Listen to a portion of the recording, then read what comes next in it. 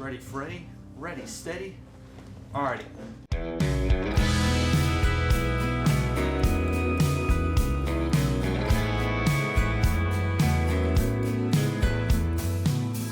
What is going on, everybody? Welcome back to With Little Help. We have another Lil Sit Down at long last.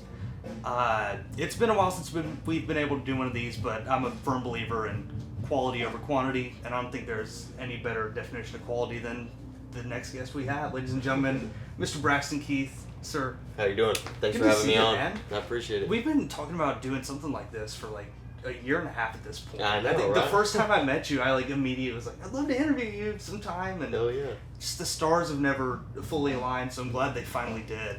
But first thing I want to ask, we're here at Brewster Street Icehouse. It sold out well in advance. You were here over the summer too. That show sold out. How special has it been that you get to play here twice now? It's sold out, especially when you've been playing this long, to still have just Corpus coming out and supporting you. Man, I love it. Corpus is a good time. It always has been, and they show up. And we've been playing here for I think 3, if not 4 years. And I remember when there was nobody here. Yeah. So it's cool to go from playing to nobody to playing to sold out crowds, and having your friends here to see it. So It's gonna be a good night. Oh, absolutely. And sort of piggybacking off that too, you've been seeing so much growth this year, just with Cozy taking off, with a bunch of the singles doing really well. Mm-hmm. You're landing in some really cool opening spots too. I know you opened a bunch of shows with Cody Johnson this year. Absolutely. Are you taking the time to just sort of sit back and appreciate it, or is it just go on to the next thing, just trying to figure out where you're at the next day? I appreciate it during the week, and then we're rolling on the weekends. You know what I mean? Yeah, I totally. That's just how it's been. It's just been show after show, and we played, I think, over 160 shows this year. Golly. So it was a good year. I'm excited to see what next year has in store, but I guarantee it's going to be a lot more just rolling, running, and gunning. Yeah. I would love to take some time off, but if I take time off, man, then we can't pay the bills. That's fair. Yeah. And so I want to take it back a little bit, because you're from Midland, if I remember correctly. Originally. And so there's something in the water kind of with West Texas songwriters being out in Lubbock, you guys in Midland, just sort of that whole region. Mm-hmm. When you were first starting out, who were the guys from that scene that you were kind of looking up to, and how has that sort of influenced your sound still to this day? Well, definitely one of the guys I was looking up to back when I first started was Cleto Cordero from Flatland. He's from Midland as well, and I had taken inspiration from them recording at Amusement Park, and that's where I recorded my first 2 tracks. And man, I mean, there is a lot of West Texas artists that are coming up right now, and I think it's really cool. We're getting to hang out, and everybody's just kind of doing their own thing. And the craziest thing to me is that, Flatland sounds nothing like I sound, and I sound nothing like Treaty Oak, and so I don't know. It's just crazy seeing all these West Texas guys come up and do their own thing. Yeah. And I remember, I think I heard you tell a story in one of the Braxton Keith shows where, when you recorded those first singles, you were, sleeping in your truck outside of Amusement Park. I was sleeping out there, and man, I wrote Honky Tonk Crowd in the parking lot of Walmart out in Lubbock, Texas. Yeah, I mean, it was just crazy stuff, Riding back and forth in the truck, passing all the... I mean, I was in Angelo, so it's a 3.5 hour drive just through cotton fields? Yeah. I mean, it's a whole lot of nothing. A whole lot of nothing, man. It was fun. I'll always remember those times. Yeah. And it's the same thing for me, kind of, when I drive from here back up to Lubbock, where you hit Junction, and until you get to, Sweetwater, it's just nothing. Yep. Just 2-lane highways and a whole lot of trees, a whole lot of fields. That's right. A whole lot of stuff like that. But we're here, too, because you had an EP come out a couple weeks ago. Absolutely. It's called Blue. It's out everywhere. You can listen to music, and it's very good, I must say. Man, I appreciate it. I had to put a compliment in there before I forgot. But I wanted to ask, because I know it was kind of sporadic to see every now and then we'd turn around and look on Instagram and you're in the studio, and then the next week you're out on another run of shows. So what was the recording process for it like, and how did you kind of manage to find the time to get it all done? Man, it was really just in between everything that we'd already had going on. I mean, we were in the studio back and forth, probably like 3 weeks in a row. Okay. Just, we'd spend Monday, Tuesday, Wednesday, fly back, play some shows. Monday, Tuesday, Wednesday the next week, fly back, play some shows. Jeez. So it was crazy, but it was also really fun, man. We had a great time. I love the group of guys that we cut with, and we had went to Sound Emporium this time, so I got like a little bit of a new experience, but it was really cool. Yeah. We had a good time. And Sound Emporium just looks like such a badass studio. The craziest part about it really is that there's just like so much history on the walls. Like if you walk around, you can see Waylon, I mean, just all the greats. And have you watched Trailer Park Boys? A little bit. You know Bubbles? Yes. He recorded there, dude. Really? Yeah, he has a No picture way. there. And, yeah. Oh, man. I mean, so it's just cool. It's just cool to see everybody who's made history. Yeah. And I want to bring up, too, we mentioned Cozy a little bit, just with how you've grown this year, but something that kind of strikes me about that song is kind of unique is, like, it feels kind of like, it has, like, kind of an island vibe to it, kind of a yacht rock vibe to it during the verses. Is that intentional? Is that something that just kind of happened? Or is, like, is that something you didn't notice till I said it? I mean, I wouldn't have noticed it in that way, yeah. I mean, you called it an island vibe, yeah. I'd say, yeah, I mean, yeah, it's got, like, a little bit of a, like, I tried to put, like, a little bit of a southern feel on it, with that gut string guitar. Yeah. And, yeah, I guess that's an island feel, though.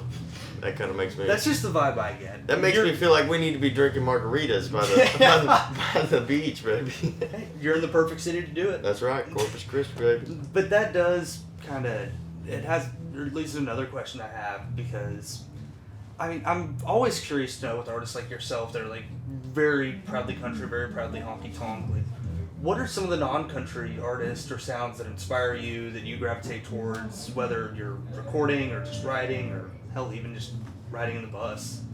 Man, a lot of the non-country stuff that I've been listening to would have to be, like, I do listen to a lot of Spanish music. Okay. And then also, like, I don't know, like Mac Miller. I mean, like, we've been listening to just a lot of 70s and 80s stuff.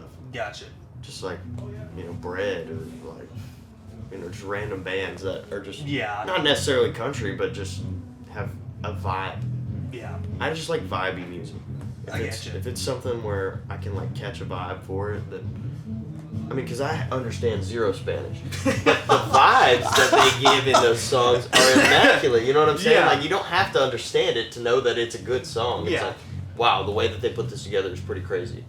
But that's, I don't know, it's just anything that's a vibe, I guess. Yeah, that's valid. That's just such a funny thing to hear. Because I'm kind of the same. Like, I love, there's a Spanish artist I love, her name's Rosalie. Makes, like, kind of Latin pop music, but, like, I don't understand what she's saying half the time, but just the production's so great, she's so energetic. Yeah. It's just, like, I can't not love it. Yeah, exactly. But moving on, I want to hit a staple that I always gotta ask with any artist or band I get to interview, and that's, what's your writing process like? Are you lyrics first guy, melody first guy? Does it kind of just depend on how you're feeling on a certain day? Or? I'd say it depends on how I'm feeling, for sure.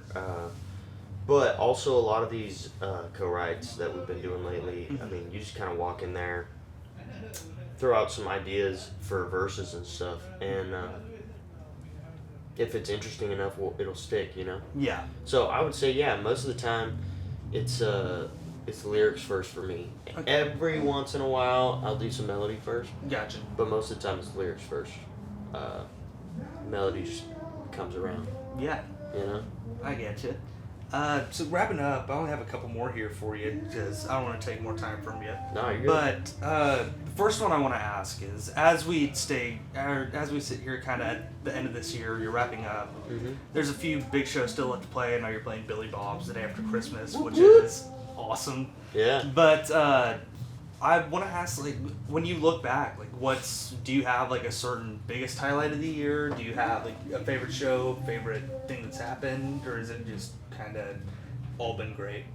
Man, it's all been a journey for sure. if I could look back, and I'd say Whitewater is probably one of the coolest ones with Travis Tritt that we did this year. But all of it. I mean, like, now that I'm just thinking back through, I could just... And really, I'm not even thinking back through shows. I'm thinking back just more through, like, moments. Yeah. Of where, like, you know, me and the boys are taking a pee in a rest stop on the side of the road in Colorado or whatever it is. And it's, like, just cool stuff like that that's led us all to here. I don't know. I think that, you know, the biggest thing that I'm going to try to do next year is just stay present in the moment and be thankful for everything that we're getting to go through. And also on the opposite end of the spectrum, do you have any huge lowlights of the year? Stuff that you're, maybe it's like a venue you play and you leave just like, thank God this is the last time I'm playing this room. We've definitely had some of those, you know. We've definitely had some venues where I'm like, man, I never want to go here again. And we've also, you know, had the bus break down and we're stuck in a pomegranate farm in California, you know. And at least you got food. Yeah, right? I mean, there's always something. There's always something. I would say the lowest moment of our year was probably our California run when the bus broke down second day there. Man.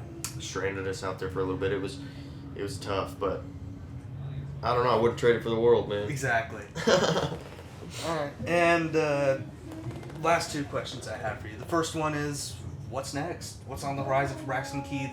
End of this year, 2025. What are you looking forward to the most? The most, I would say, we're going to put out some new music here pretty soon. Awesome. So always keep your eyes and ears peeled. But also, I mean, I don't know. We're going to be playing bigger and better shows next year.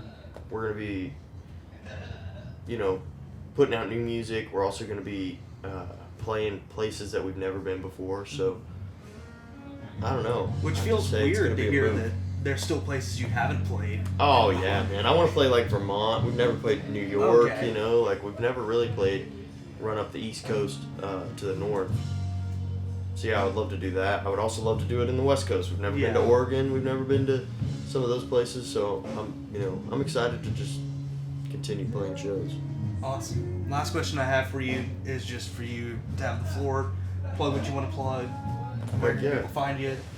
Y'all can definitely find me on social medias at Braxton Keith, and you can find any of our shows on our website at www.braxtonkeithmusic.com. Perfect. Love y'all, and we'll see y'all next time. Attaboy. Thank y'all for tuning in. God knows when the next one will be. Probably in another 6 months, if I had to guess, with the timetable we're on right now. But I appreciate y'all tuning in, and y'all take care. I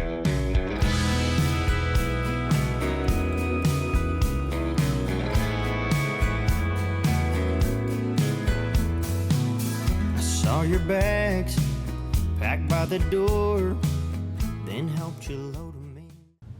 Am I going to be on the Braxton Keith show? Yeah.